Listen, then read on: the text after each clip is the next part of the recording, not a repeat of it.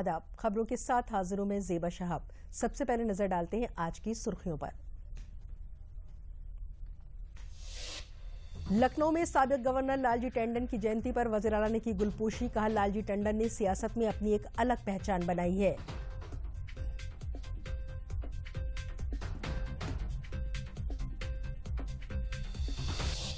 राणा सांगा की जयंती के मौके पर आगरा में करणी सेना के स्वाभिमान रैली का इनेकाद। हिफाजत के पेश नजर रेड फोर्स, पीएसी और भारी तादाद में पुलिस फोर्स तैनात।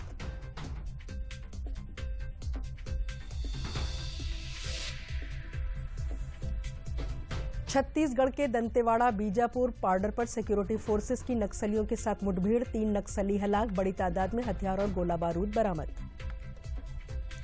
पूरे मुल्क में जोशो खरोश के साथ मनाया जा रहा है भगवान हनुमान का जन्मोत्सव। मंदिरों में लगा भक्तों का तांता। वज़ीर आज़म नरेंद्र मोदी ने दी मुल्क के बाशिंदों को मुबारकबाद।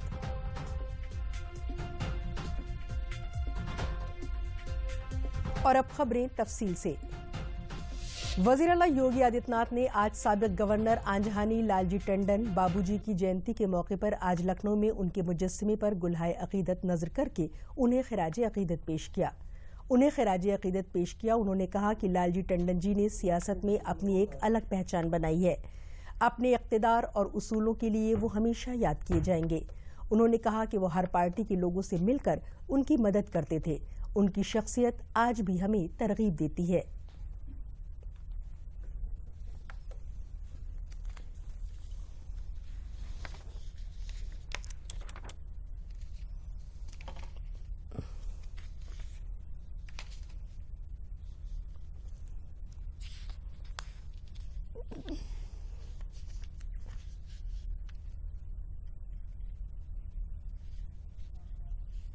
उत्तर प्रदेश सरकार में मंत्री के रूप में, लखनऊ के लोकप्रिय सांसद के रूप में उनकी सार्वजनिक छवि को,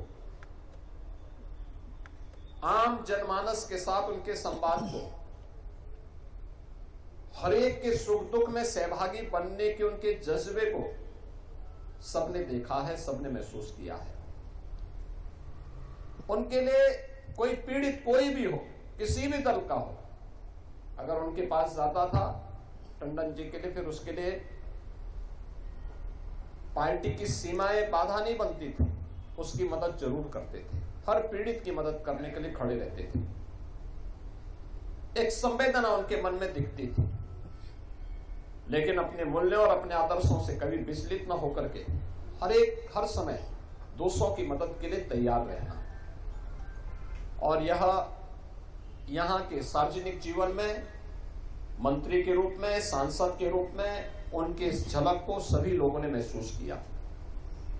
और जो झलक उनकी यहाँ पर थी, वही राज्यपाल के रूप में, जब एक संवैधानिक प्रमुख के रूप में किसी राज्य के अंदर वे गए, बिहार के अंदर या राजस्थान के अंदर, दोनों जगह उन्होंने उसी मजबूती के साथ आम जन के साथ एक संवाद बनाने का काम किया था।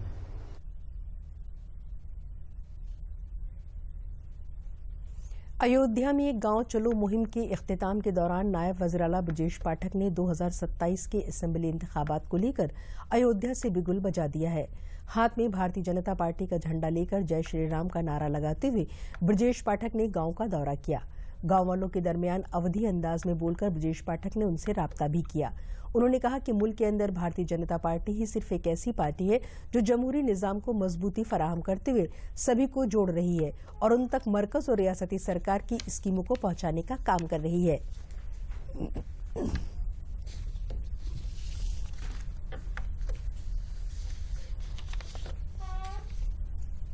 आज भारतीय जनता पार्टी के स्थापना दिवस के उपलक्ष्य में नेतृत्व के निर्देश पर पूरे प्रदेश में गांव चलो अभियान, पूरे देश में गांव चलो अभियान चलाया जा रहा है।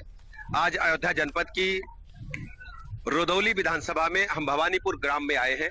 भवानीपुर में सभी गांव के निवासियों से हमने संवाद स्थापित किया है। भारतीय जनता पार्टी देश के अंदर एकमात्र ऐसी पार्टी है जो लोकतांत्रिक व्यवस्था को मजबूती देते हुए, सर्व समाज को जोड़ते हुए जन जन को माननीय मोदी जी की, माननीय योगी जी की योजनाओं को पहुंचाने का काम कर रही है।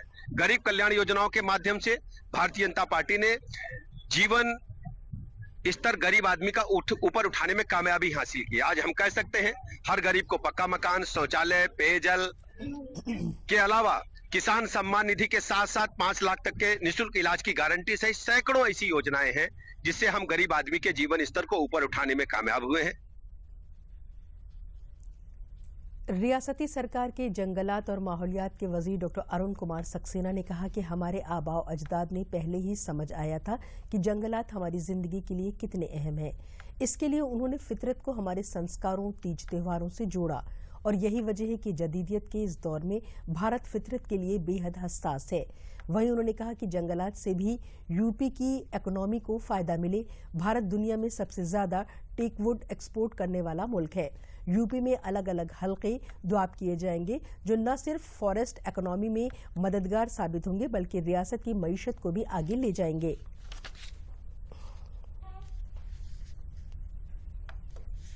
वनों का बहुत, आप ये समझ लीजिए हम बिना भोजन के 13 दिन तक जिंदा रह सकते हैं, बिना पानी के 3 दिन तक जिंदा रह सकते हैं, बिना ऑक्सीजन के 3 मिनट नहीं कटेंगे और वनों से हमें सबसे ज्यादा ऑक्सीजन मिलती है। तो वन हमारे जीवन के लिए बहुत ही जरूरी चीज है और वनों का हमारे यहाँ हमेशा से महत्व रहा है। प्राचीन काल से हमारे यहाँ पेड़ों की पूजा होती है, बरगद की पूजा होती है, पीपल की पूजा होती है, पाकड़ की पूजा होती है और हमारे यहाँ इनसे बहुत फायदा है। सबसे बड़ी बात तो यह है इन पेड़ों से हमें ऑक्सीजन मिलती है, इन पेड़ों से छाया मिलता है, इन पेड़ों से ठंडक मिलती है, इन पेड़ों से मिट्टी का कटान रुकता है, इन पेड़ों से वाटर लेवल नीचे का मेंटेन रहता है और इस तरह से ये पेड़ जो है मानव जीवन के लिए बहुत जरूरी है और इनका रहना बहुत जरूरी है।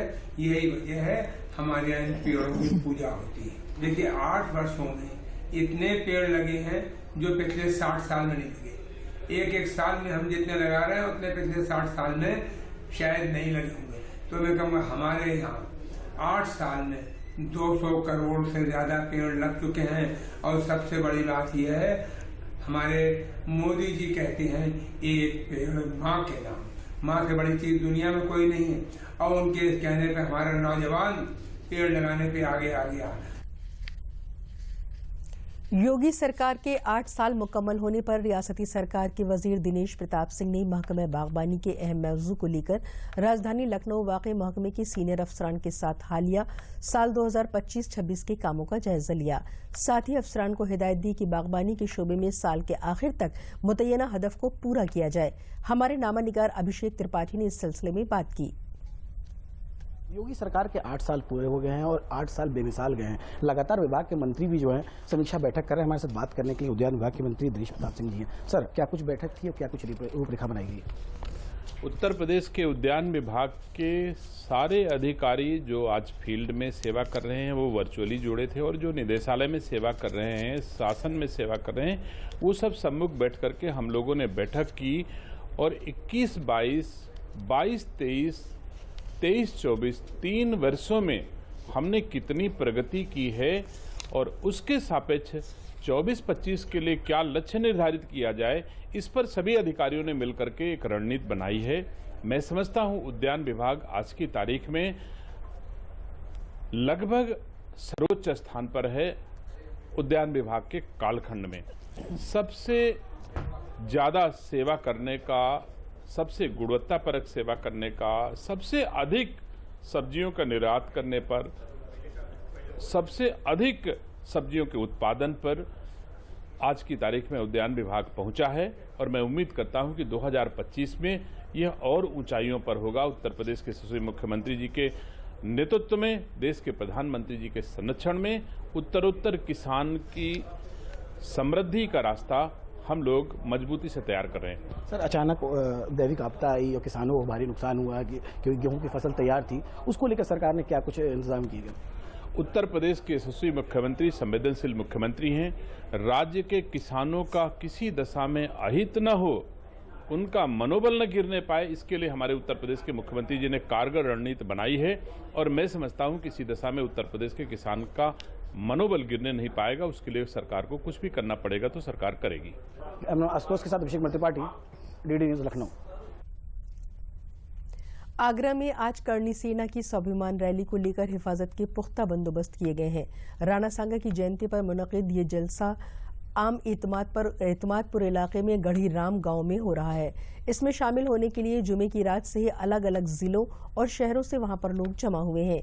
दरअसल समाजवादी पार्टी के राज्यसभा एमपी लालजी सुमन के जरिए राणा सांगा को लेकर दिए गए बयान पर तनाज़ुर बढ़ा जा रहा है और इसी बयान की मुखालफत में जलसे आम का इनेकाद हो रहा है। पुलिस हर तरह के तशद्दुद को रोकने के लिए कमर बस्ता है। पुलिस की सोशल मीडिया पर भी सख्त नजर है और अब तक 1300 लोगों को नोटिस जारी किए जा चुके हैं। एक कंपनी रैपिड एक्शन फोर्स यानी कि ARF, PAC और बड़ी तादाद में उत्तर प्रदेश पुलिस के जवान और अफसरान जलसेगाह से लेकर सुमन के घर तक के पूरे रूट पर तैनात किए गए हैं। पर भारी संख्या में लोगों के आने की संभावना है, जिसको लेकर पुलिस ने भी अपना मजबूत प्रबंधन यहाँ पे तैयार किया है। पूरे सिटी जोन आगरा को किसी भी कानून व्यवस्था की बिगड़ने की स्थिति से स्वतंत्र रखने के लिए 3 लेयर की सिक्योरिटी बनाई गई है और माननीय सांसद जी के आवास के निकट भी मजबूत सुरक्षा का घेरा तैयार किया गया। समाजवादी पार्टी रुकन पार्लियामेंट के तबसरे के खिलाफ करणी सेना ने लखनऊ में मुनक़िद मुजाहरे को मुलतवी कर दिया है। DCP वस्ती उत्तर प्रदेश अनीश श्रीवास्तव ने कहा कि फेसबुक और दीगर सोशल मीडिया के जरिए से इत्तला मिली थी कि कुछ लोग यहां अटल चौक पर आने की बात कर रहे हैं। पुलिस के जरिए उनसे बातचीत करने के बाद उन्होंने यहां के लिए हामियों के साथ न आने की अपील की है। इसके बावजूद पुलिस ने हिफाजत के पुख्ता बंदोबस्त किए हैं। कुछ लोग यहाँ पर अटल चौक पर हजरतगंज पर आने की बात कह रहे हैं। जिन लोगों ने भी ये मीडिया पर डाला था उन सभी से वार्ता करी गई। उन्होंने अब यहाँ न आने की बात कही है और अपने फॉलोअर से भी यहाँ न आने की अपील करी है, लेकिन फिर भी फोर्स यहाँ एहतियातन मौजूद है ताकि यदि कोई व्यक्ति यहाँ पर आए तो उनके प्रदर्शन से आम मानस को किस तरह की कोई परेशानी ना हो। देखिए, जिन लोगों ने भी ये अपने सोशल मीडिया पर शेयर किया था उन सभी से बात करी गई है, उन सभी को समझाया गया।